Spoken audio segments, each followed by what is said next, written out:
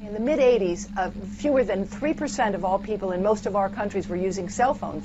But you fast forward to today, when almost 100% of people are using cell phones.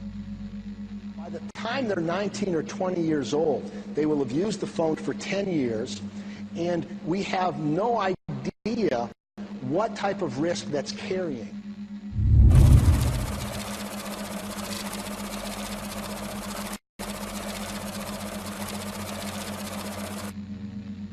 We've immersed ourselves in an ocean of electromagnetic radiation. It's all around us now. Invisible, we can't see it, but we know it's there. Every time you lift up your mobile phone, you know it's there. It's very, very hard to turn the clock back, or if not impossible to turn the clock back. But we need to be aware of the adverse health effects so that we have the choice of taking precaution against the exposures. At present, the World Health Organization statements regarding this are that it is real. We were not the only cancer cluster around a foam mast. There are many cancer clusters around foam masts. Most of the cancers which will arrive haven't arrived yet. How could we have possibly thought putting microwaves to our brain was safe? We just don't fully understand yet what we're doing. We have an announcement finally on whether cell phones cause cancer.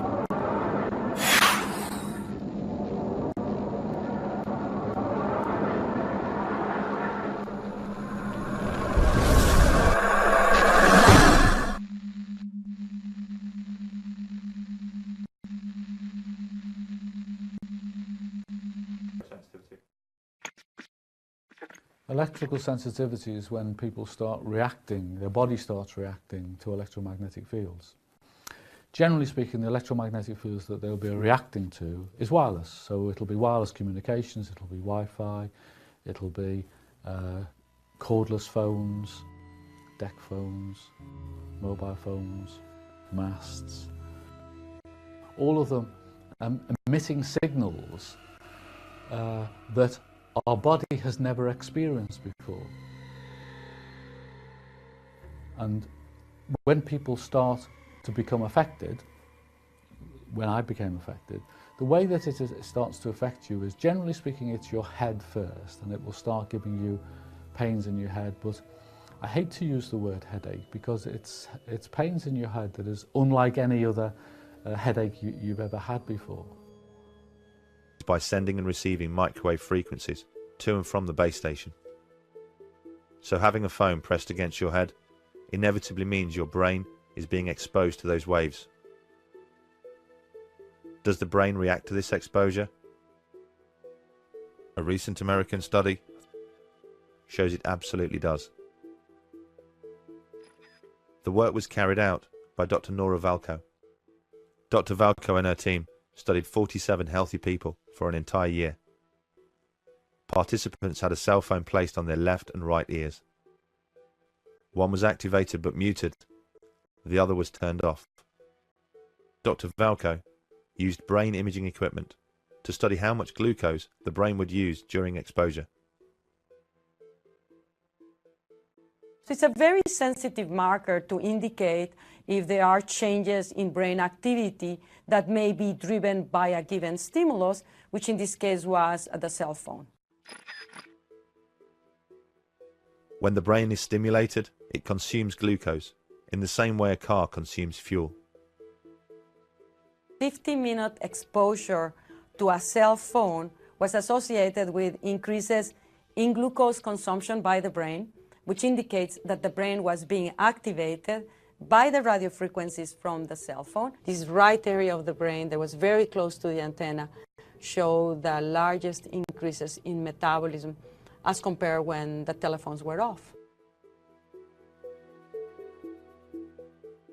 Even though the radio frequencies that are emitted from current cell phone technologies are very weak, they are able to activate the human brain to have an effect.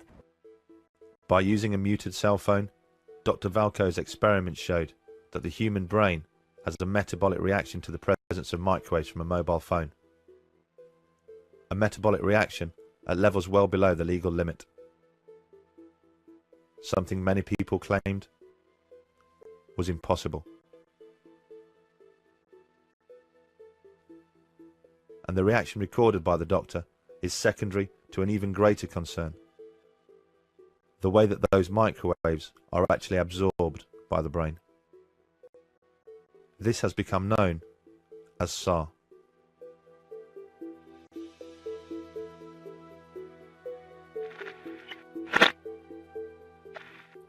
SAR is... That's like saying, we know if we boil an egg, it goes hard. What they don't know is that if they don't boil the egg, it turns into a chicken. And they haven't the slightest idea how that happens, but yet they pontificate as if they do.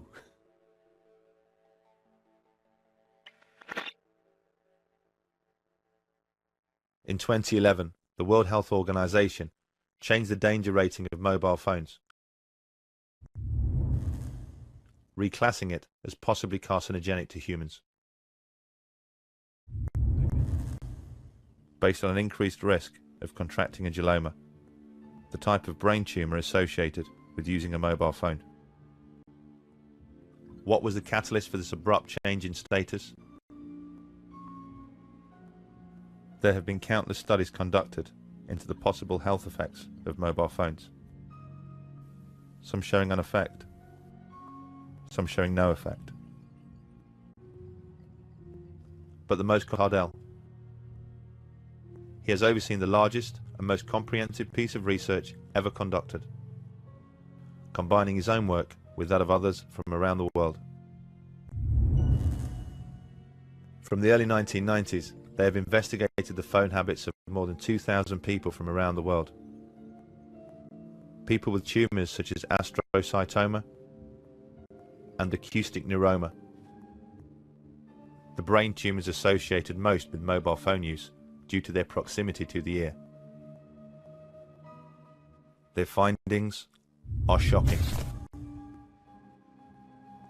They concluded that mobile phone use does increase the risk of a brain tumour. And they also discovered why earlier research showed no effect.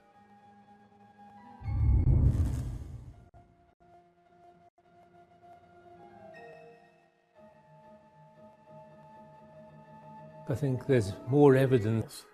And at virtually every stage in the synthesis of melatonin, it's been shown that magnetic fields disturbs the actual production of melatonin.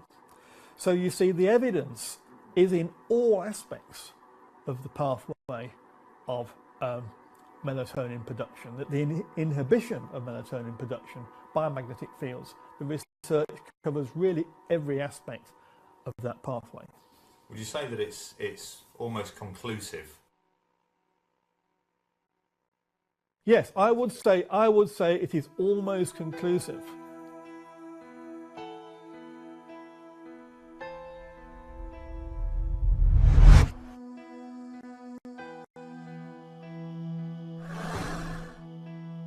The genius of our body means it is able to counter the production of free radicals with the production of melatonin. We have created in ourselves a precise balance, a perfect system of defense. It has taken our body millions of years to perfect this technique. A technique created based on the surroundings we have evolved in. But over the last few decades, our surroundings have changed, and changed exponentially. To the naked eye, the world appears to be the same. But at a cellular level, it is the biggest change in environment life has ever encountered.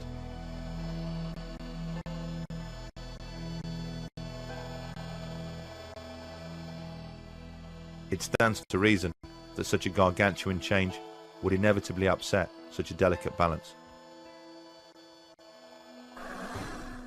And the consequences of our bodies not producing the right amount of melatonin could be disastrous. Scientists around the world now believe that free radicals could be the causal factor in every known disease, not just cancer. In the beginning of the 1900s, childhood leukemia was a medical rarity. We've seen nothing but an increase in childhood leukemia ever since that point. It's going up every year by about 2%. And that applies to many other disorders as well. Autism, brain tumors, cancer. Cancer rates in the 1910s were probably half of what they are today. And many other diseases are being connected by studies, by scientific studies, with exposure to electromagnetic fields and radiations. Not just power lines, but also to radio fields and microwave fields. Because we've in the last 50 years, really, we've immersed ourselves in an ocean of electromagnetic radiation. It's all around us now. Invisible, we can't see it, but we know it's there. Every time you lift up your mobile phone, you know it's there. Like every other creature on this planet, we have adapted into the environment we exist in.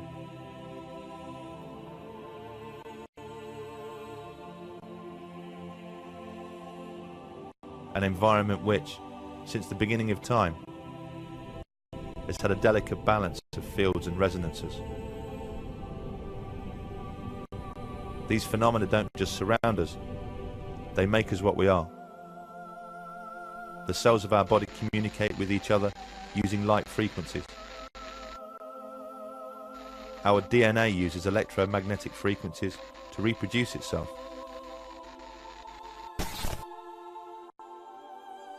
At the core of everything are protons and electrons, positive and negative, making all life magnetic. We are, as all life is, equipped with cryptochrome cells, which allows us to sense those fields in ways we barely understand. We are beings of frequency, electricity, light, and magnetism. And to become this way has taken millions of years, a process which started with the very first cell. Although we have embraced the wireless technology and accepted it into our everyday lives, at a cellular level, our bodies haven't. The frequencies that now surround us are as alien to our cells as they would be to our eyes, if only we could see them.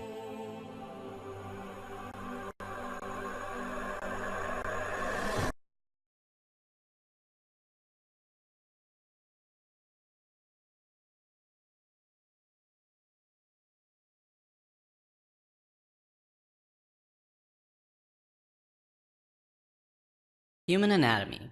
Neuron. The nervous system is an essential part of the human body that helps the transmission of signals across the various parts of the body, or it releases messages back and forth from the brain to the different parts of the body, and also helps in the coordination of voluntary and involuntary actions of the body. At the cellular level, the nervous system consists of a special type of cell called the neuron, also known as the nerve cell. The neurons connect to each other using a synapse, which is a structure that acts like a pathway connection that transmits signals to other cells to form the nervous system. Neurons have special structures that allow them to send signals rapidly and precisely to other cells by providing a common pathway for the passage of these electrochemical nerve impulses.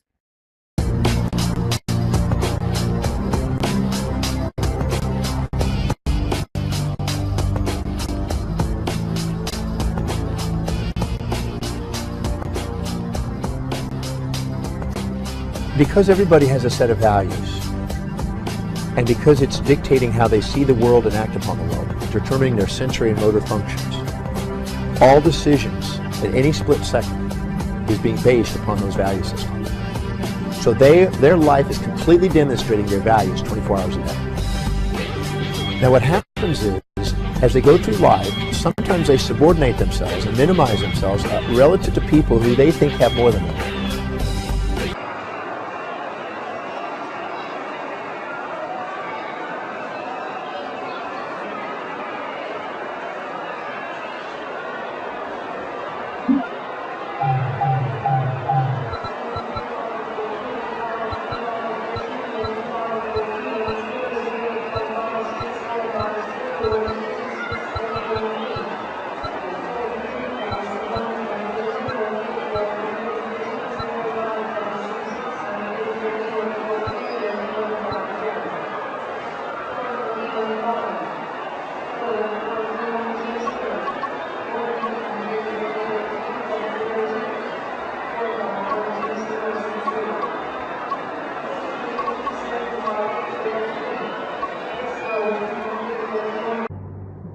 Dobro večer.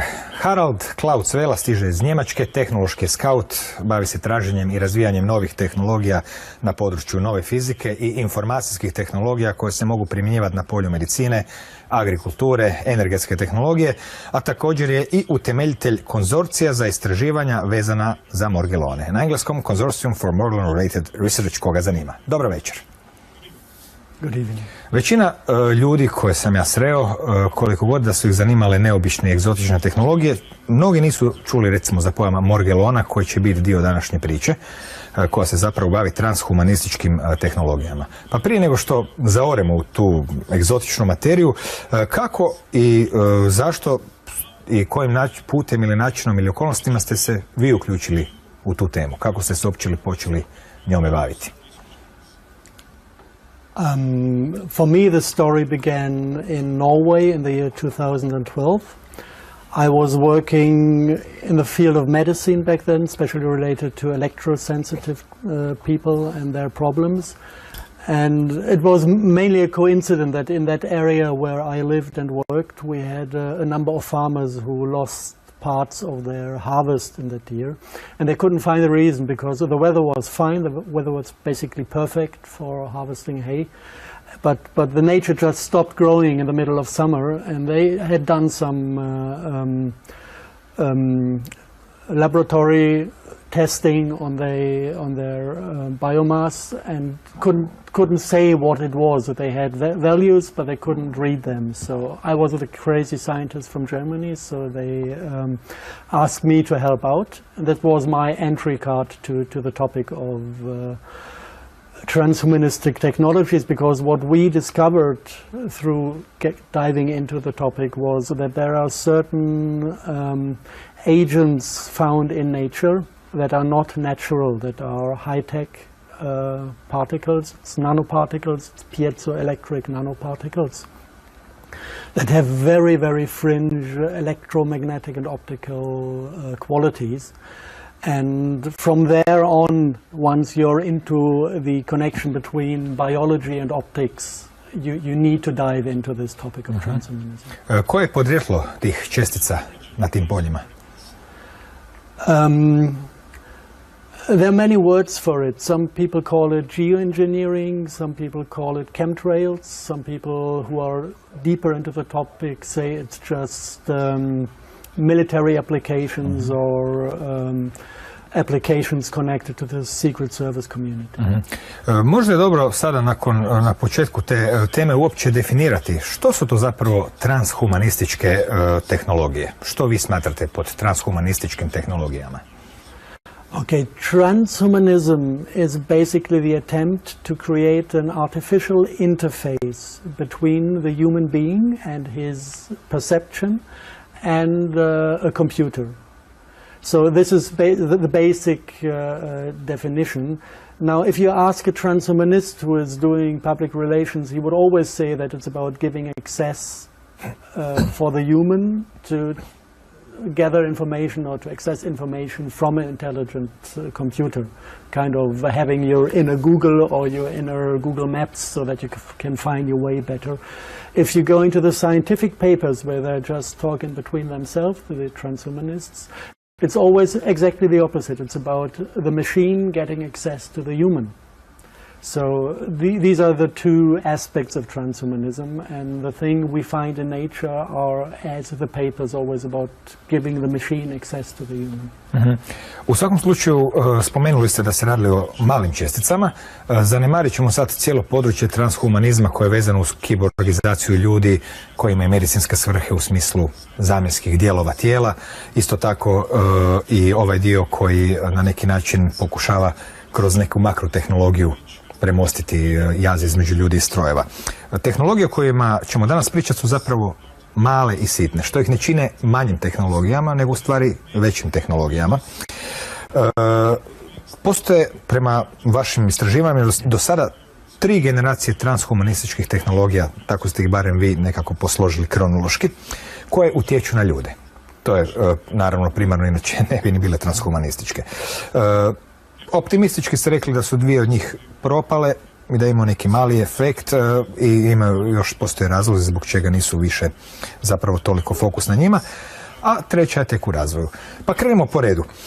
Od kada uopće u suvremenom društvu možemo pratiti u blisku? Do research on this disease. The next thing you learn that these fibers are the mycelium of a fungus that is growing within the human body. And yeah, when I started to work on the topic, basically this was what was known to the general public. Danas možemo pogledati neke vaše snimke, recimo snimke morgelona u kišnim kapima, s obzirom da na neki način su oni vezani uz ona vlakna koja često puta ljudi prijavljuju da padaju iz zrakoplova. Ja osobno imam isto uzorak toga jer mi neka djevojka poslala iz Slavonije, a bilo je vijesti po novinama i u Francuskoj i drugdje. Imate snimke morgelona u krvi pod mikroskopom. Također postoje snimljeni morgeloni izvan tijela, pa čak i čudne slike njih kako izlaze iz tijela. Koliko ljudi danas po vašim nekakvim idejama kontaminirano tom čudnom, kako kažete, transhumanističkom tehnologijom zvanom morgeloni? I koje su razlike recimo između Europe i SAD-a koji ipak su tehnološke predvodnice svijeta? First, contamination is a difficult term. I would say everybody has been in contact. We have films, we call it dry particle storm, where you just ignite ultraviolet light at night, and then you see these fibers being in the air everywhere. So there must be tons of it around, and I would say everybody who is living on the planet was in contact with these fibers. Then you can say, okay, once it is inside the system, does it grow, and how far does it grow? So I would suggest, or I would believe that maybe in Europe 70% of the people have fibers within their body, but they're not growing explosively. There are a few here, a few there. They don't interfere with health. So it's just something that is within the body, and the body is not able to completely get rid of it, but it's not kind of taking over the body.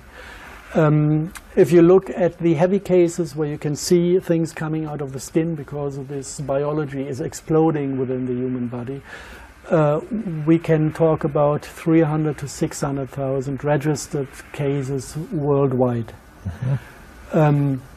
So if you look at it as a transhumanistic technology, they don't want to have us ill. The transhumanistic technology basically wants to have a few of those fibers available within the body, because it is again a possibility to communicate between a radio signal or an external computer, if you want so. And this time it is not the nervous system of the body, but it is the light communication that is transmitted all the time between the DNAs of the different cells. You might look into more spiritual descriptions of what is a human and talk about the chakra system. There you have colors associated to your light body, which is blue, green for the heart chakra, yellow for life force, red, orange for anger, and red for sexuality. So this is the basic system that is targeted. It's not about getting on our nerves in a way. It is about getting into our light communication. Primjera u prirodi također, to je suvremeni izraz, možda bi ljudi neki u našoj prošlosti nešto drugačije rekli. Krenuli ste tražiti, znači, interes, izvor morgelona negdje u povijesti. Neki mladi istraživači su vas uputili prema biološkim oružjima Trećeg rajha, gdje zapravo niste naišli baš specifično na morgelone, ali bilo nekih drugih stvari. Potom neke enciklopedije koje su i danas prisutne, ali u nekim starim izdanjima iz 1880. spominju opet neke tvari iz 14. stoljeća koji imaju neobične osobine. Vidjeli smo neke slike tih arapskih, tih demona, kako ste ih vi opisali, koje zapravo stižu iz knjiga Necronomicon i također kako na neki način nalikuju slikama ove pacijentice koja je vama zapravo s vama istraživala svoje izlječenje. And if you try to get this full picture as it looks like, the diseases we are suffering now, and this is basically, if you look at the last state, it is autism. As it looks like, the entire geoengineering topic is heading to the point where the human soul is driving out of the human body, giving space for demons or an outer species to take over our biology completely. So this is kind of the full picture that is about, let's say, planned from the other side. And what we have been trying to do is find on the medical side solutions that help to heal all the diseases connected to it and help to close the human biology to make it. I na kraju koji su poznati lijekovi za morgelone? Basically, the cure for Morgellon is the cure from Candida. We prepared remedies to serve this at the best possible method and way. It's all, who is interested, you can find it in this time loop consortium, or the connection to the pharmaceutical industry that is selling the stuff and so on. And the second thing is that we found ways to disconnect humans from the consciousness field that is connected to this alien black hole. There also we created remedies to help to find back to a connection to, let's call it Mother Earth, away from the demonic fields of consciousness that are there to manipulate us and to keep us in a kind of prison. Da, spominjali ste da je otvaranje srčane čakre ono što zapravo na neki način može nadjačati čak ove sintetičke tehnologije, te sintetičku biologiju i njene utjecaje na DNK. To bi recimo kad smo već zakoračili u ezoteriju bio sasvim prikladno ezoterični odgovor. It is a funny topic because it reappears wherever you go. If you deal with the Morgellons disease, the best thing, the easiest way to get rid of these demons, of these crawling creatures, is to open your heart chakra and flood the body with a green light. This is something that we learned how to, even during treating the people, we were using this technique to just get rid of them. Also with the third way of, or the third attempt to get access to our DNA light communication, what we found out that the only way to keep out these external fields of the system which act on a binary way of communication is to open your heart chakra that is trinary in communication and to fill your entire body with a green light, and then you have a system that is able to deflect and to protect the body from outside influence. So it is funnily, it is always the love that is the solution to all these problems. Haralde, hvala. Dobro večer, kažem doktoru Nenadu Rosu. Dobro večer. Dobro mi došli. Hvala što ste me zvali. Sa moje desne strane, doktor Todorovic. Dobro večer, dobro mi došli. Dobro večer, bolje vas našao. Znači, večeras ćemo pričati malo o kodiranju, o dekodiranju, o mnogim stvarima koje nisu dostupne u suštini javnosti. Gospodine Rosa, kažete da se manipuliše danas svešću ljudima. Danas. Od pamtiveka. Od pamtiveka. Dobro, kako su vaše saznanja? Iako se taj pamtivek skriva, jer ono što ja kažem, na ovoj planeti, znači, ajde da ne kažemo na planeti, ja bi samo ću na kraju da jedno pitanje postavim gledalcima, znači da izvrnemo reč planeta, znači u našoj frekvenciji, ovoj civilizaciji, sve je prevara, sve je manipulacija. Čak i naš fizički oblik, izgled je prevara i manipulacija. Znači, mi možemo da pođemo negdje od Babilonskog carstva, kada to počinje to je davno pre, ali samo pođemo od Babilonskog carstva pa do danas ljudska rasa je manipulisana i pitanje je tko to radi, jel? Čekajte malo, ja ne izgledam sad ovako lepo kao što izgledam. Odlično. Malo da se ne šalimo. Tragedija je to što našom civilizacijom, ljudskom rasom manipulišu entiteti koji nisu ljudski. Znači neka vanzemaljci ili... Ne postoje vanzemaljci. Nego? Postoje samo vandimenzionalci. Ne postoje vanzemaljci. To znači da postoje više dimenzije. Mi smo u trećoj dimenziji, tako? Pa mi smo u... S tim se slažete? S tim se slažemo, da smo mi u trećoj dimenziji i ona je negdje između 200 i 900 nanometara, znači ovaj naš vizualni oblik je između ultraljubičaste i infracrvene svetlosti. Gledajte zašto je moguća ta manipulacija. Ja ne mogu da kažem da je neobrazovanje veliko, nego jednostavno istina koja se skriva. Pazite, od arheologije to je sve prevara, od antropologije sve je prevara. Veliki broj ljudi na ovoj planeti koji znaju istinu, ali su jednostavno potisnuti. Dolaskom interneta... Šta je to, strah posredi ili? Pa, nije strah posredi, nego je posredi je to da oni koji bi mogli da polako otvore ljudsku svest su potiskivani. Nešto nije u redu izgleda sa bubicom, ali dobro, verovatno se sada čujemo. Znači, neko već manipulira da ja ne mogu pričati. Nešto nije u redu sa bubicom. Nadam se da je sada sve u redu. Znači, najidealnija manipulacija je kada je to mentalna manipulacija. Manipulacija se sada vrši, to su neokortikalni talasi niske frekvencije od 3 do 30 Hz kojima se gađa naš hipotalamus. Pošto nisu gledalci čuli da mi ponovimo, znači manipulacija svešću postoji od pamtiveka. Od pamtiveka. Vanzemaljci, ja sam pitao, kažete nisu. Vandimenzionalno. A znači, a mi se nalazimo u trećoj dimenziji. Iz koje to dimenzije manipulišu? Čujete, tu postoje veliki broj knjiga i veliki broj, tu je mnogo stvari dokazano, veoma je teško to sada ovako da ja ljudima kažem da dimenzija je četvrta, to će znači to je niža ispod naše, to je dimenzija u kojoj nema energije. E sad, ti koji nama manipulišu entiteti, mi su njima potrebni, oni rade svoje, mi radimo svoje. Ajde malo stanemo da ne bi dali kompletnu energiju odmah. Gospodine Vuliću, izvolite. Vi ste se isto bavili nekim kodovima i došli ste do nekih otkrića. Ovde ste obuhvatili sudbinski kod Srba. Kamera koja može da... Može li neka kamera? Evo samo trenutak. Jel može? Evo, u redu, malo zoom. Odlično, evo ovako.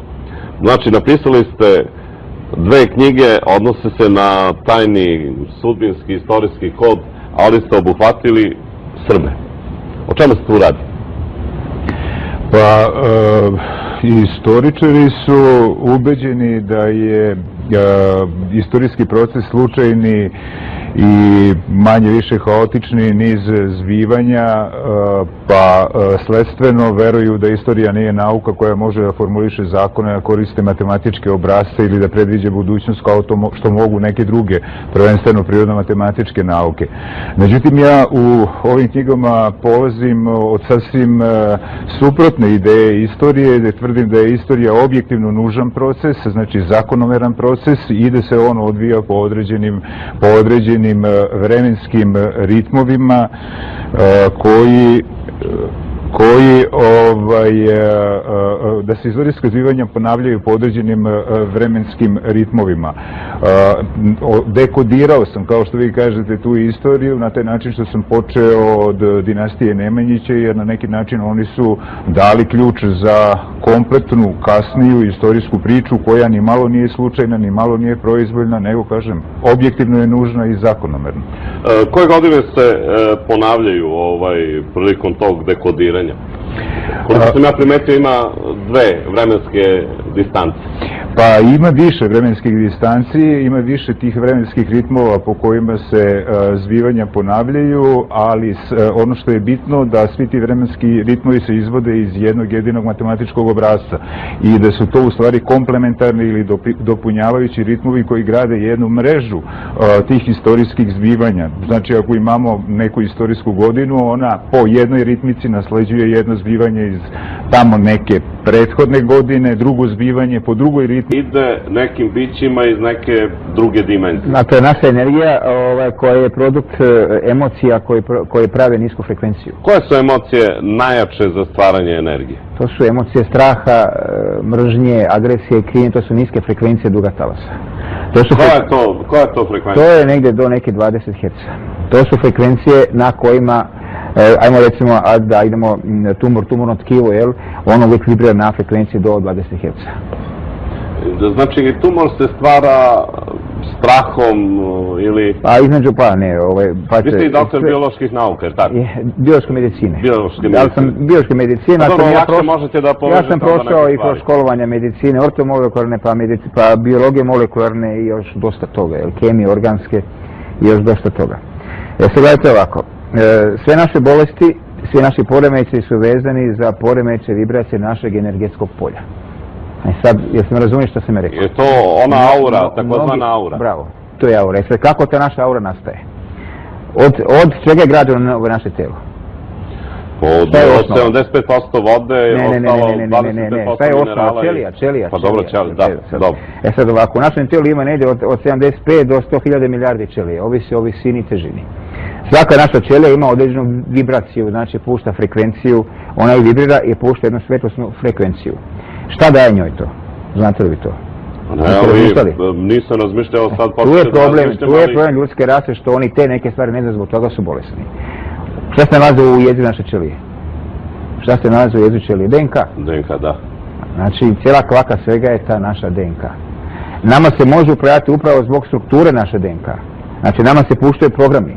Ovo kako mi živimo, to je samo jedan film, jedan matrix, jedna matrica. Znači, mi smo matrix.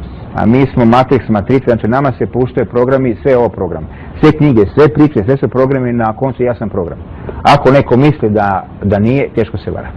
Jer to ono što je sad kruži internetom u stvari već nekoliko godina, da smo mi frekvencija, što i jesmo, ali jedna određena frekvencija i da tako i komuniciramo. Pa gledajte, Tesla, pa vidite što, Tesla je prvi rekao, ili bar prvi zapisan da je Tesla rekao da mi niko sami ne upravljamo sobom, nego nama upravljaju određene kosmičke sile, jer tu je Tesla bio potpuno pravu. Dakle, mi smo deo kvantnog polja, se mi to razumemo, jel? Ljudi koji ne znaju o čemu je stvar, kvantno polje nazivljaju Bog, jel? Ja sam malo prije vama rekao da ja ne volim... Nauka ga krsti sada kao apsolutno, je tako? Pa dobro, ajmo, ja ne volim baš tu reč Bog, jer je ona korištena za manipulaciju ljudskom rasom, nažalost. Ko je manipulisao? A šta mislite ko? Pa ne, evo ja pitam vas. Pa religije, tako. Religije su programi, čujte, ako ćemo gledati realno, ne postoji nacija, ne postoji religija, postoji samo kvantno polje. Mi smo vreća vode sa mineralima koja vibrira. A kako se mi izbližavamo na osnovu tih vibracija, znači imamo iste vibracije pa su tako nastavljene nekako kao podeljene na nacije? Nema nacije. A dobro, pa to su programi. Pa to su programi. Na ovom svijetu ne bi bilo ni problema, niti rata kada bi ljudi to shvatili. Znači da smo programi, da je to očitavanje... Gledajte, nažalost je jedna činjenica da se ljudi nikad ne pitaju kako to. Da 1% entiteta drži maltene 50% resursa ove planete u svojim rukama. 1%? 1%. Znači to su neki gospodari... Svaki dan na ovoj planeti umire negdje između 35 do 40.000 djece od gladi i od bolesti koje su izlečive. A na ovoj planeti ima dovoljno resursa za sve. Nafte, pline ima dovoljno, nafte, pline, ovo što ne nedostaje, prave se lažne krize. Ova sada kriza što je počela, ova monetarna kriza, mnogi kažu, ekonomisti, da je to slom kapitalizma liberalnog. Ma nije to nikakav slom, ovo je početak kraja ove civilizacije. A dobro, preslikano je 1929. godine, isto je bila ova... Isto je bila, to je sve slično, ali pazite, ovo je početak kraja ove civilizacije. Početak je počeo potresom u Rimu. Pričamo nešto kasnije o tome, šta kaže vaša nauka, vaša ova oblast. Krenuli ste od Nemanjića i stigli ste i do današnjih dana. Kako je poređenje? Ja sam vidio da ima neki interval od 72 plus minus jednu godinu i 52 plus minus jednu godinu.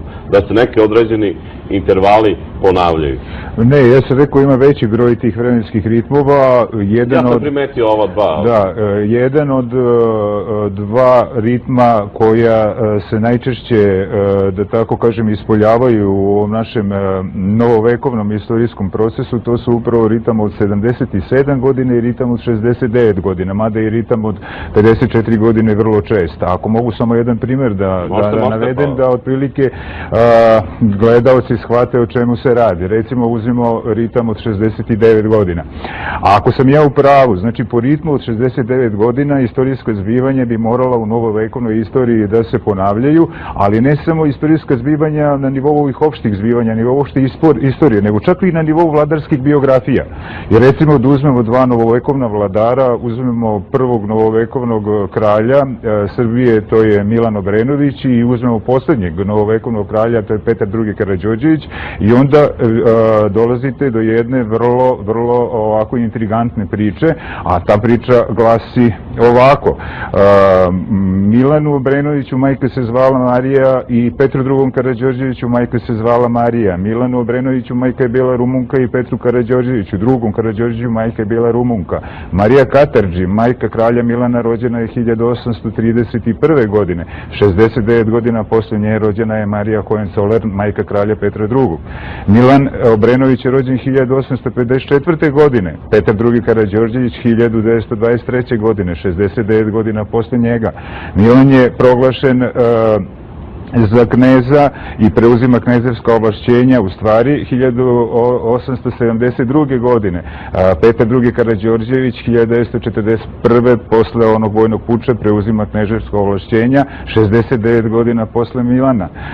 Milan se ženi sa Natalijom Keško, znači kraljicom Natalijom 1875. Petar se ženi sa Aleksandrom Glixburg 1944. godine, 69 godina posle njega. Milan i Natalija dobijaju 1876. sina Aleksandra, koji je ubijen zajedno sa Dragom Mašin, a Petar i Aleksandar dobijaju sina Aleksandra 1945.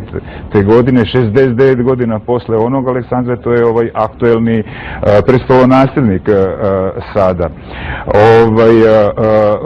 Milan 1876. godine je lišen kraljevske titule posle takozvane deligradske manifestacije. Petar II. Karađorđević 69 godina posle njega 1945. godine lišen kraljevskog titula pobedom revolucije. I da ne dužim, samo još ovo na kraju da kažem, samo jedno da kažem na kraju, Milan umire 1901. godine. U 47. godini života u inostranstvu, napušten od svih u hotelskoj sobi, to se isto dešava i Petru II. Karađorđeviću, koji 69 godina posle njega u 47. godini u inostranstvu sam napušten u svih umire. Ali je to samo početak priče, čak i ovoj dvojici vladara. Tu ima čitav niz još podudarnosti, ali da... Sve po programu. Doktore Rosa, šta vi kažete? Vidite ove kodove... Pa pozno se slažem, sve po programu. Znači, postoji neki program po kome... Postoji kompletan program. I čak nije ni toliko dobar kada je on ovo uspio da raskrinka. Da dekodira ili da dešifruje. A kako je moguće sve to, ta kodiranja, izvršiti dekodiranje? Priča se o ovom čipu, pa biometrijskim pasošima, ličnim kartama. Ili to sastavni deo tog programa? Apsolutno.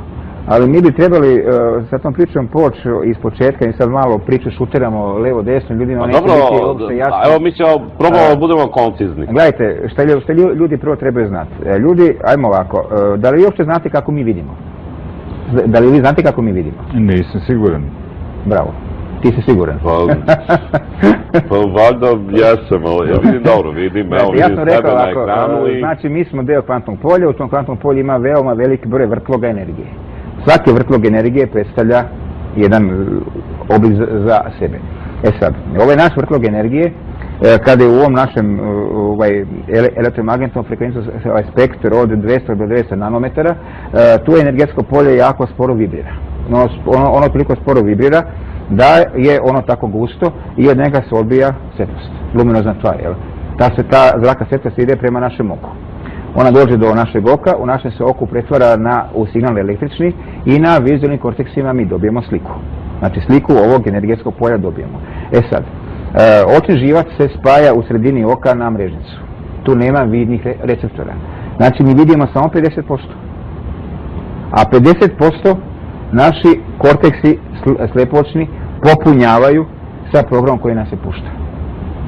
Znači, svi smo mi... To sad znači ovako, ja mogu imati 3 glave i 6 ruku, vi to nećete možda vidite, zbog toga što program to ne dozvoljava. Jer, kako vidite... sad gledajte ovako, sad vidite o čemu se tu radi. Entiteti koji upravljaju ljudskom rasom, ti entiteti, njihov oblik je reptilski oblik. Znači imaju oblik reptila. Da sad odmah to povežemo, da se ljudi nemojte se smijati, sad ću da vam pojasnim o čemu se tu radi. Ovako, treba prvo znaći šta je DNK. Znači naša DNK, svaka naša ćelija ima 6 milijardi parova baza DNK.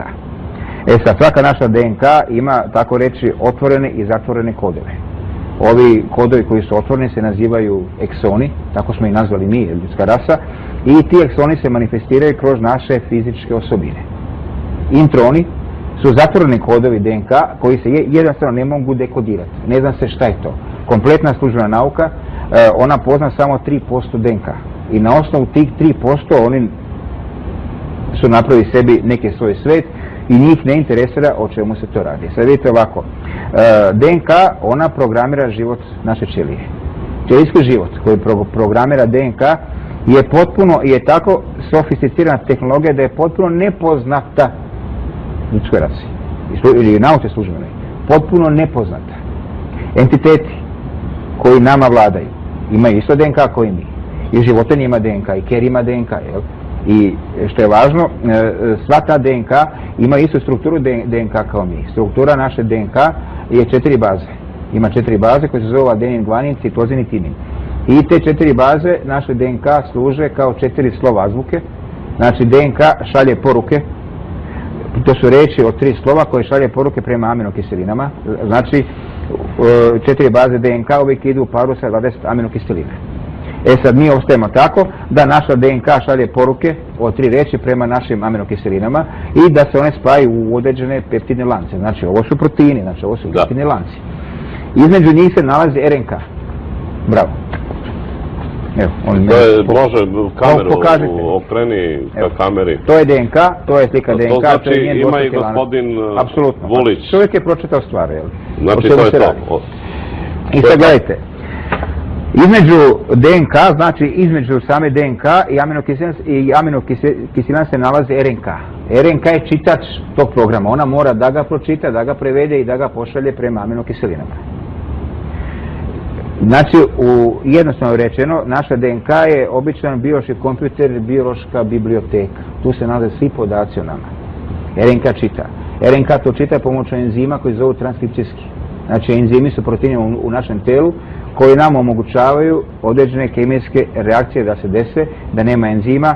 Obična reakcija bi se dešala po milion godina. Znači, enzimi ubrzavaju reakciju, a smanje energiju te reakcije. Kako unosimo kemijske tvari u telo? Znači hrana koja je puna toksina, sa šifrom E, GM hrana, razni stresovi, ova neokortikalna zračenja. A kako mi ne vidimo 50%, znači nama je sve jedno šta unosimo, jer tako? Možda ja ne pijem sada vodu, pijem nešto drugo, ali dobro, samo mi se pričinjava. Malo se šalim, ja sad nastavim da ljudima, sad se ne bi šalio da im naučim zbog čega su bolesni. Kada RNK pročita krivu poruku, ona će krivu poruku da pošalje prema aminokiselinama. Ona će da slože krivi protein koji će biti nediferenciran. Znači, on će biti protein koji ne može ići ni prema srcu, ni prema bubregu, jetri, nigdje. Znači, to je protein koji je višak u telu, koji će doći na neki organ, pustit će krvne žile, doći do angiogeneze i dobit ćemo tumor. Tako nastaju i druge bolesti. Znači, sve su bolesti nastaju da je došlo do poremeća vibracije našeg energetskog polja.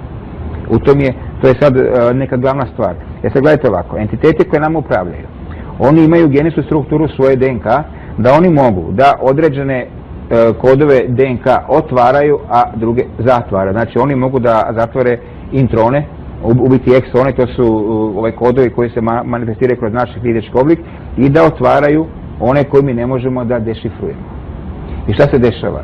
Promjenom u otvaranju jednih i zatvaranju drugih dolazi do promjene u strukturi same DNK. Znači dolazi do promjene u strukturi ćelije. Ako je ovo ćelija i kada dođe do promjene u njenoj strukturi, ona će menjati vibraciju svog energetskog polja. Skup vibracije svih ćelija našega tela stvara energetsko magnetsko polje oko našega tela. Znači i to polje kako vibrira, sad će prema mom oku ići druga slika. Sad će se na mojim korticima vizualnim praviti druga slika, ne više ona koja je bila prije, nego druga. To je ta slika koja pokazuje... Ali gdje odlazi ta energija što se stvara? Molim? Gdje odlazi ta energija što se stvara? Energija u energetskom polju. Pa koriste ti četvrte dimenzije? Pa njima je potrebno zbog toga što tu nema izvora energije. Njima je te energije potrebne. Sad da kažem, zašto reptili? Zašto reptilski oblik? Fetus kada prolazi kroz razvoj embrionalni, jednim dijelom prolazi kroz oblik guštera, ribe i neprimatskih sisavaca. A da vas pitam nešto, Vi znate da se danas... Da li je ljudski mozak podeljen na onaj gmazni, sistarski deo i na ljudski? Ta tri nivoa mozga. Bravo, osnova našeg mozga je upravo taj R kompleks, to je reptilski mozak. To je onaj najniži nivo. Upravo to.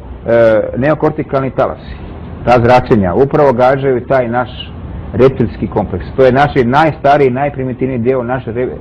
Ajde o tome malo u drugom delu emisije, da dozvolimo gospodinu Luliću da objasni ovaj njegov kod, kako je on došao.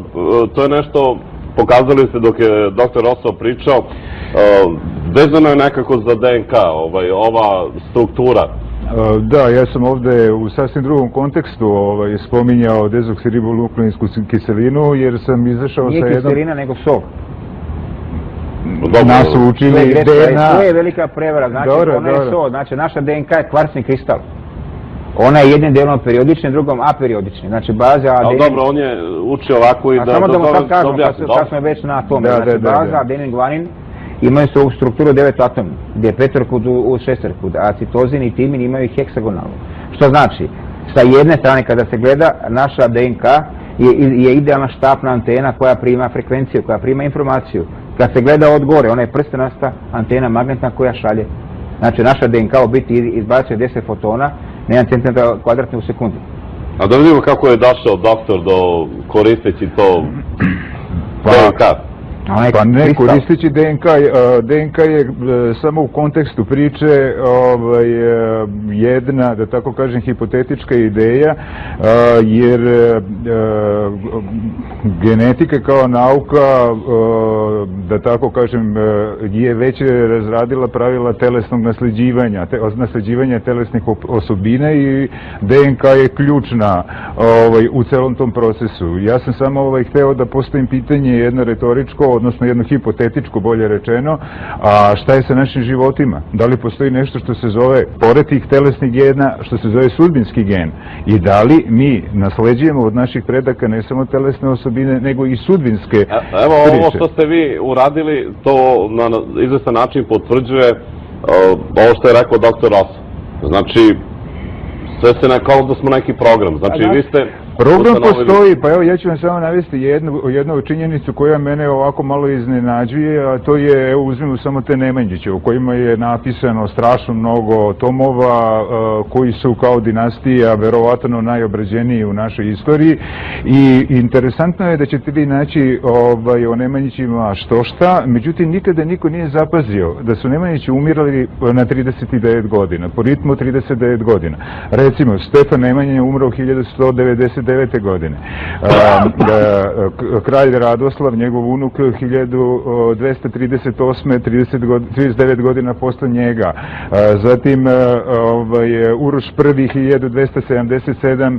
7. godine, 39 godina posle njega. Kralj Dragutin, 1316. 39 godina posle njega.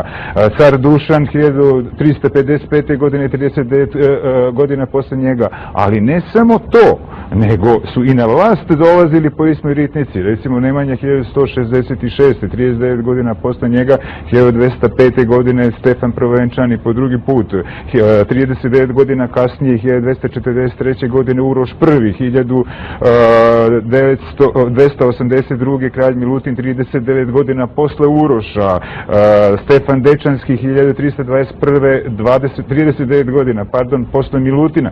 I imate tu 39-ku u istoriji Nemanjiće koje je prosto šokantna i neverovatan broj ponavljanja, bilo koje istorijsko zbivanje, evo čak i na nivou rađenja, venčanja, smrti, dolazaka na vlast, odlazaka na vlast i tako dalje, a naši istoričari nijednog momenta toliku količinu, neka su i koincidencije, neka nema pravila, neka nema zakona, čak ni na tom nivou, na nivou koincidencije i interesantnog detalja nisu registrovali. Da li doktor ima program za ovako nešto, pa je on to primetio, a drugi nisu? Pa očito da ima program. Ima program. Očito da ga je dobio. Ili ima neki kušlus u tom programu. Vidjet ćemo to u drugom delu. Idemo na reklame pa se vraćamo u studio.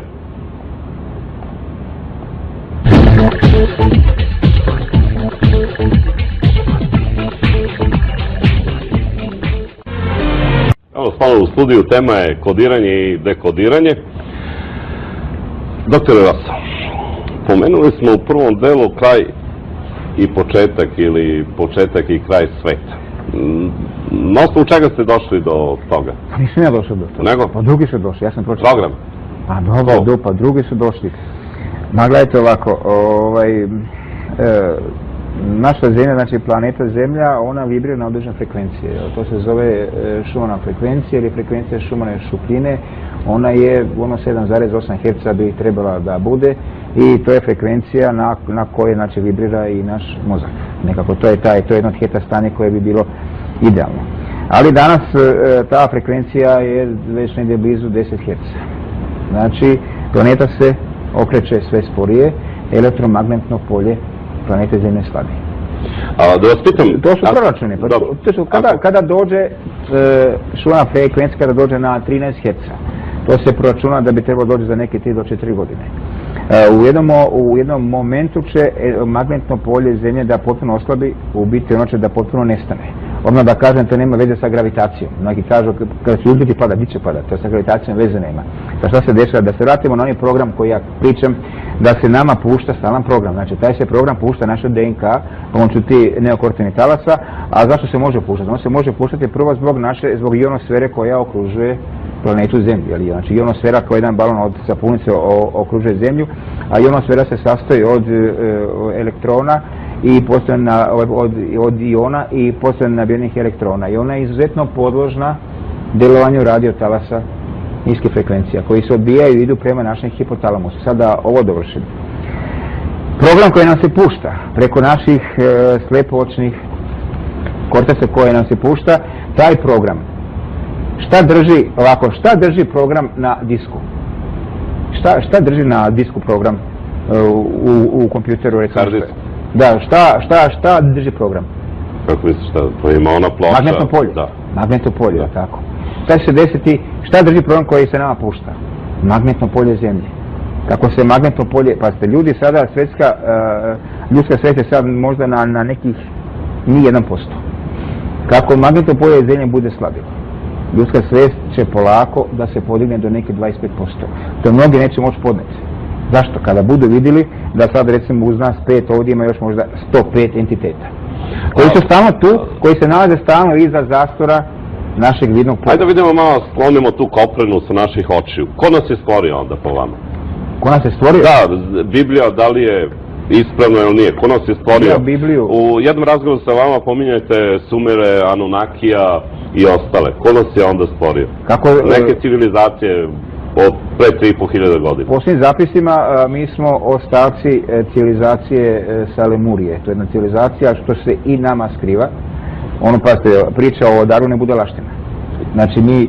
Tu se znači slažemo, Darwin nije mogao, nismo evolucijom od majmuna to je Ajmo ovako, pa ova planeta Zemlja što je, pazite, ovo je dokazano kroz određena naučna ispitivanja, ali pazite, mi se pričamo o nauci koja nije vezana za nikoga, o slobodnoj nauci.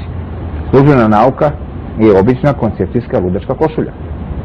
To je sad, mislim, iluzija za priču. Znači, negdje pre 4 milijarde godina planeta Zemlja je bila šta? Jedna užarena lava, negdje pre 3,9 milijarde godina kada se stvorila magma, u jednom momentu su se pojavile u moru anaerobne bakterije koje nisu mogli da uzimaju kisik, zbog toga su otišli u moru. Znači, atmosfera tada nije bila takva da se može živjeti van vode. Anaerobne bakterije su idući 2 milijarde godina živjele tako da su uzimale vodik iz vode, oslobađale kisik. Kada je procenat kisika u atmosferi došao na 21%, u tom momentu se pojavljuje prvi jednopčelinski, pa kasnije višečelinski organizam na kopu, koji je bio 3 puta veći od tih anaerobnih bakterija, koji se danas nalaze 800 metara ispod vi kažete da vas je stvorila neka civilizacija. Pa ja sad pričam, čekajte da ja sad pričam kako je ovo sve nastalo. Dobro, okej. U redu, ja se izvinjavam. Idemo na jednu priču, tako? Prostite. Redom. Sad, kada se količina kisika popela na 21% ili procenata u zraku, ona je blokirala anaerobnu sintezu organskih spojeva što je izazivala ultraljubičaste svjetlosti. I tada počinje ono što možemo reći da je evolucija.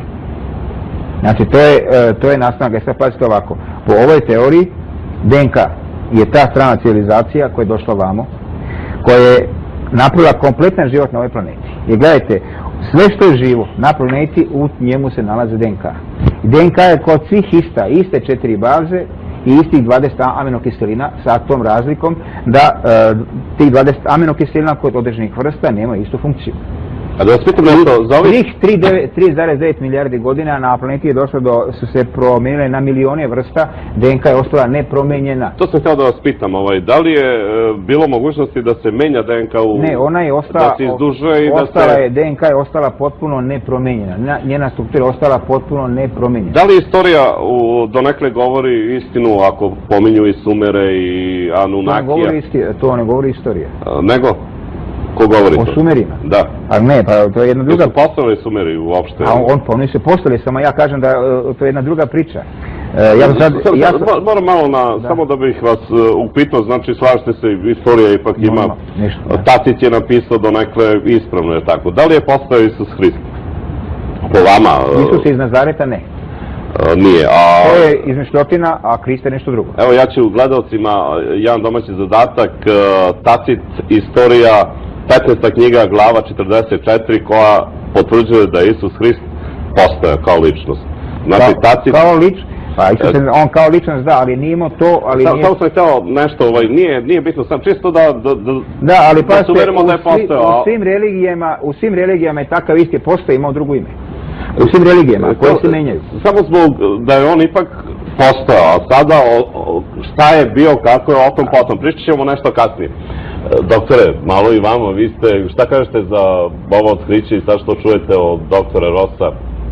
Ima to neke veze sa ovim vašim sudbinskim kodom? Vezano za te 3-4 godine koje mogu biti kataklizmične za nas.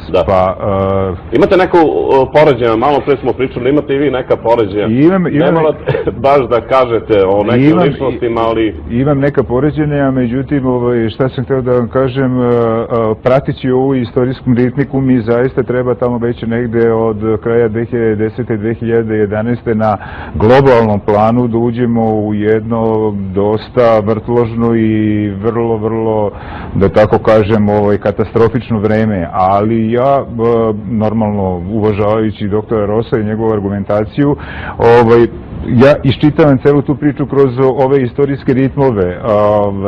Po meni je na vratima Treći svjetski rat.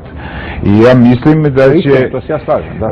I mislim da će tu, ne znam da li magnetno polje ili čovjek, odnosno ova zakonomernost u istoriji odraditi celu tu priču, ali do kraja ja, znate, ne vidim tu baš onu apsolutnu katastrofičnost, jer mi smo prolazili kroz svjetske ratove u 20. veku 2 puta.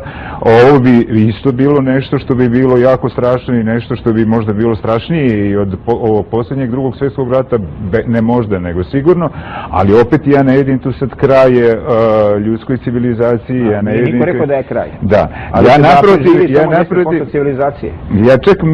Ja čak mislim da je pred nama jedan prelom u daleko fundamentalnije prirode, gde će zaista, ja sad ne znam koji termin da upotrebim, ali ljudska svest ući u jedno proširene stanje da će moći da detektuje daleko kvalitetnije ne samo ovu fizičku stvarnost, nego sve stvarnost oko nas, i da će čovek početi da dramatično da menja pogled i na sebe i na ovo okruženje. Evo, za obojicu pitanje, da nije možda to vezano za ovo majansko proročanstvo 21.12.2012. godine? Ali po njihovom proročanstvu je 2012. godina prošla, jer oni su računali jednu godinu 13 mjeseci. A mi računamo opet Marifetluk jedan, mi računamo godinu dana po kalendaru Gregorijanskom, od 1582. godine. Ja inače, da odmah spomenem da veliki problem ljudske rase je Vatikan, engleska porodica, ova prinčevska, a treće nećemo reći. Treće neću da kažem u mediji. Upravo zbog tog kalendara Gregorijanskog ljudska rasa je izvučena sa protoka vremena, sa protoka frekvencija. Znate, mi kao da čekaš voz na peronu na koji on neće doći. To je taj problem, znači 2012. je prošla. Prošlo je po... A šta vi kažete, doktore Guliću? Da li je prošla ili nije prošla? Pa... Da li to ima neke veze sa tim majanskim? Pa verujte, jako sam samo krajnje marginalno upoznat sa celom tom pričom, tako da... Vi ste ipak bazirali na... Ne bih mogao da komentarisam. On je malo pre ovo objasnio jako dobro, ovo što se malo prikistao objasniti bilo jako dobro. Ovo sad... Samo jedan podatak za gledalce, u trećem delu emisije, znači negde tamo u 21 čas i 15 minuta možete da se uključite direktno u program, da dobijete neku knjigu iz izdavačke kuće Miroslav, Goce Delčeva 15, i da postavite pitanja mojim gostima. Znači, da se vratimo, ja bih htio iz prvog dela emisije, pomenuli smo da postoje 3 dela ljudskog mozga, to je i nauka dokazala. I vi ste rekli da postoje, znači, onaj gmazni, sitarski i ljudski. Ima refleksni kompleks, a samo je 2 milimetra. Oprostite, samo jedan deo, hteo bih nešto da ukažem. Postoje neka napredna civilizacija, naša civilizacija sigurno nije pravila piramide, evo uzmemo u Gizi. Ima 3 piramide, jer tako? Jedna je manja, ona srednja je nešto veća i ona jedna je najveća, jer tako? Zato ne ukazuje neka civilizacija napredna da nam je ostavila trag, baš na ljudski mozak. Na onoj najvećoj se nalaze 2 otvora, jedan je uperen ka Siriusu B, a drugi je uperen ka Orionu. Odakle DNK dolazi. Zato je teo da li nam je možda ta napredna civilizacija, to je ostavila neke tragove? Ostavili su tragove, kad se desilo? Pošto je ljudska rasa nepopravljiva. Desilo se što će se ponovo desiti. Samo su nestali. Nema ih. A piramide ostale. Znači, došlo je do kvantnog skoka. Kada dođe do kvantnog skoka, to znači da će cijela planeta Zemlja da napravi kvantni skok, da će otići u drugu frekvenciju. Oni koji ne otvore svest, oni će samo da nestanu. Pazite, to su proračuni, vrlo ozbiljni proračuni su to, tako da to nema mnogo veze sa mojim strukom. To su vrlo ozbiljni proračuni, jer ja sam jednostavno u kontaktu sticajem okolnosti sa velike brojem tih ljudi sa kojima sam i prijatelji koji prave te proračune, a jedan je veoma značajan, on je inače doktor matematike i fizike, on je napravio jedan Kijamani sustav, to je Franko Miljković iz Zagreba. To je osoba koja doslovno može da za svako ljudsko biće na planeti sazna sve kroz samo njegove brojeve rođenja, ime i prezime. Evo, jedno pitanje. Rekli smo početak ili kraj sveta ili... Nema kraja, neće biti kraj. Dobro, u redu. Moram da vam postavim jedno pitanje. U redu. Da li verujete u reinkarnaciju? Da. Znači, moguće je ponovo da... Rekli ste da postoji ta crkvena dogma, ili šta ja znam, vaskrsenje, u suštini reinkarnacija, neće niko to da prizna.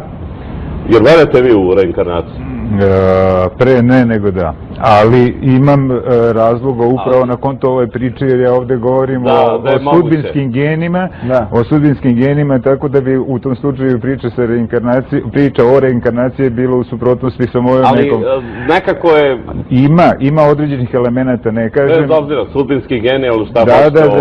Ima elemenata, da. Da vas pitam nešto, ja sam pročitao kada dolazi taj kraj ili početak, dolazi do nekog singulariteta, jer tako. Tad se spajaju prošlost i sadašnjost, jer tako.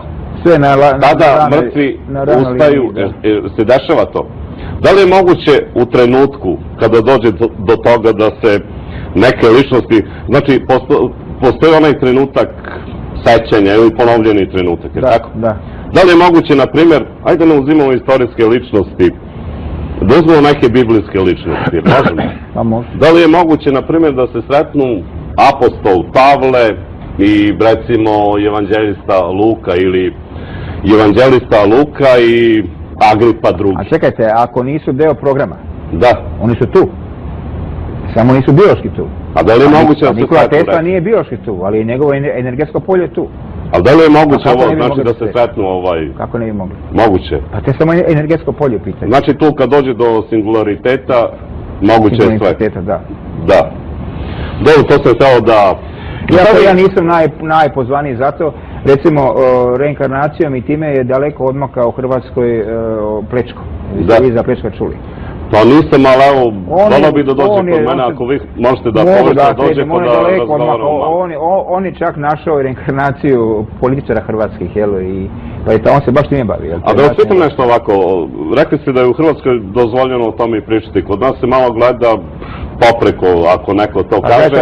A gledam i na zapadu, vidim Oprah Winfrey, njene emisije, ona dovodi ljude. A kod nas kad bi se tako nešto pojavilo, rekli gledaju, oni nisu nešto normalno. U Hrvatskoj je već u zadnje 2 godine 5 puta je bio gost David Icke. Da. On je napisao ono najveća tajna. Najveća tajna, sad pazite, ove priče koje sam ja malo pričao, ako neko hoće da zna više o njima, neka kupi knjigu Najveća tajna od Davida Icke. To reklamiramo malo David Icke. Gledajte, knjiga je u Srbiji prevedena. A da ne preterujemo malo u toj knjizi? Ne, potpuno. Pa dobro, u redu, ja to posmatram, ipak postoji onaj gmazni deo ljudskog mozga. Vidite, Icke u knjizi, pa pazite, pitanje ko je Icke? Ja vam mislio ko je Icke? Icke u knjizi navodi tačne detalje, apsolutno tačne, sve detalje, molim vas, tačne detalje, ime, sve tačno. Pazite, oni se ne skrivaju. Rektor, oni koji vlada, mi smo razli se ne skrije, oni se nas ne boje. A mi se plašimo njih? Kako ih se plaši, tada su tu. Znači, jedino da ih se izbavimo od njih, da se maknemo, ne možemo silom. Moramo otvoriti srca, da kažemo beskrajna ljubav, potiči se da živimo na frekvenciji visokoj, kratka talasa i tada nismo među njima. Svaki strah, svaka agresija, svaka mržnja knjiva, pa gledajte, pa cijela planeta u plamenu, u ratu, u mržnji, u krivnji, zašto? Mi nemamo protivnike. Ko ratuje protiv toga? Pa jedini protivnik smo mi sami sebi. Ja sam recimo svjestan da mojim pričama, ajde da se vratimo na moje priče o lečenju i tako. Ja sam svjestan da ja ne mogu da promijenim ljude. Ali sam ja svjestan da mogu da pronesem poruku koja će početi da ih menja. I menjam sebe. Kada menjam sebe, menjam i one oko sebe. Šta je najteže promijeniti? To je najteže? Kako mislite? Pa, da li je teže promijeniti drugog ili sebe? Sebe je najteže. Ja ne mogu da menjam. Sebe mogu da menjam. Znači čovjek treba da stavi prst na čelo i da počne da menja sebe. Znate šta čovjek treba da ego promeni? Ego u sebi. Ja, to ne postoji. Dok to postoji, on je uspješan. Šta se promenilo u studentskom kodu, evo Srba, rekli smo, to ste ipak napravili. Pitanje je ko su Srbi? Da malo potom... Ajde malo... A čekajte, a samo jednu stvar, pričali smo malo pre o reinkarnaciji i tako dalje. Evo ja recimo verujem u neke, ako sam tako da kažem, replike, da pojedine istorijska ličnost nasleđuje sudbinsko nasleđe neke druge istorijske ličnosti. I uzmimo onu čuvenu priču o Napoleonu i Hitleru. Napoleon je krunisan za cara Francuski 1804. godine, 130 godina posle njega Hitler postaje Führer ili vođa Nemačke. Pre napada na Rusiju Napoleon pacifikuje Prusku i ostale nemačke države. Pre napada na Sovjetski savez Hitler pacifikuje Francusku i pretvara je u svog satelita, onu Višijevsku Francusku. Pre napada na Rusiju Napoleon nije uspeo Britaniju da vojnički porazi, ona i dalje ostaje u ratu. Ni Hitler pre napada na Sovjetski savez nije uspeo Veliku Britaniju da porazi. Hitler kreće na Rusiju 1812. godine, oko 130 godina posle, 129 godina preciznije da budem, Hitler napada Sovjetski savez. U prvoj fazi rata Napoleon stiže do Moskve i Hitler stiže u prvoj fazi rata do Moskve. U drugoj fazi Rusi ulaze u Pariz u ratu sa Napoleonom. U ratu sa Hitlerom Rusi ulaze u Berlin. Ulazak u Pariz 1814. Ulazak u Berlin 1945. Opet oko 130 godina. I tako dalje. 44. 45. dobro. Da. Znači imate jednu, normalno ovo su samo oni najgrublji detalji, jedna fina analiza istorijskih zbivanja bi dala tu jako mnogo dodatnog materijala, ali samo pokušavam da se nadovežem na onu malopređašnju priču o reinkarnacije, znači ja verujem u te neke istorijske replike pojedinih istorijskih ličnosti. To je ponavljanje programa. Ali ne samo istorijskih ličnosti, nego svakog pojedinca upravo kroz te, ajde sad da kažem, ja ih tako nazivam sudbinske gene, a možda je to neka vrsta i reinkarnacije, zaista ne ulazim u to. To je ponavljanje programa koje drže ljudsku rasu. Ali da nije interesantno ovo što je... To je ponavljanje programa koje ljudsku rasu drže u niskim frekvencijama. U strahu, u agresiji, mržnju, ratovima. Znači program oni ga ponavljaju. Samo tako mogu da ovladaju nama, znači mogu da ovladaju mentalno. Najbolji rob je onaj koji misli da nije rob. Kako izvršiti to dekodiranje? Recite mi, zbog čega se toliko skriva način lečenja ljudske rase? Pa ne znam, evo vi recite, pa vjerovatno zbog novca okretati... Periferno je novac. A nije, pa šta je? Pa čujete, kad bi mi imali zdravog čovjeka, znači on bi bio mentalno zdrav. Kažu da je kancer, sve to izlečivo. Apsolutno, ajde, evo da kažemo HIV. Dobro. Znači, virus HIV-a, sramota, ono uopšte ne izaziva AIDS. Nego? ELISA test, to su testovi za SIDU, recimo ELISA test je totalno nepouzdan. Šta je to? Western blot test koji treba, a molim vas, pa Western blot test koji treba da verifikuje ELISA, isto nepouzdan. Recimo, rađen je jedan studij u Rusiji 1990. godine, od 1200 njih gdje se pokazao ELISA testom, to je test na enzime, se pokazalo da imaju SIDU, kasnije je pokazano da ih ima samo 12. Manipulacija ljudskom rasom. Znači nekom manipuliše. Kako mi da se oslobodimo toga? Da se dekodiramo. Jedan od velikih alata te manipulacije upravo farmakološka industrija. I način lečenja ljudske rase. A kako mi da se dekodiramo? Kako da se dekodiramo? Pa prvo svako mora da se obrati sebi, da se bori sa sobom. Prvi način, po meni, dekodiranje je ulazak u zdrav život. To je ono što je uporno priča. Fizičko zdravlje daje i mentalno zdravlje. Jer to treba pogledati sebi u dušu. Ja sam rekao da je naš mozak prijemnik. Dobro. Očisti prijemnik. Znači u našem mozgu nema ništa. Znači naša sjećanja, uspomene nisu u našem mozgu. Naš mozak je prijemnik kao prijemnik od televizora. Znači sve se nalazi u našoj auri, a aura se nalazi u našem energetskom polju, znači u kvantnom polju. A nije aura oko nas? Kako je? Aura naša ide do 1,5 m oko nas, ali se mi nalazimo u kvantnom polju. Kako je Nikola Tesla dobio svoja znanja? On nema podlogu za ta znanja. Kako je dobio? Njegov mozak izuzetno ima otvoren prijemnik. Izuzetno ima otvoren prijemnik pomoću kojih je znači shvatio u svakoj sekundi naš mozak obrađuje blizu 400 biliona podataka, mi razumijemo samo 2000. Zato što je mozak fokusiran samo na jednu frekvenciju.